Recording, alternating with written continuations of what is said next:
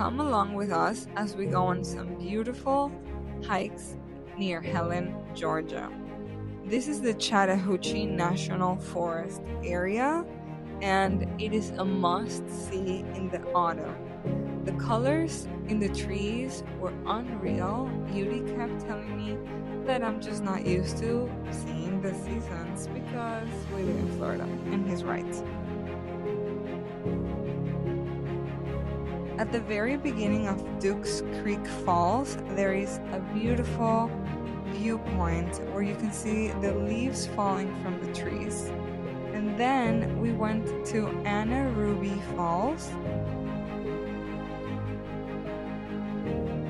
The night before, it was freezing, so actually you could see some parts of the waterfall frozen solid with icicles.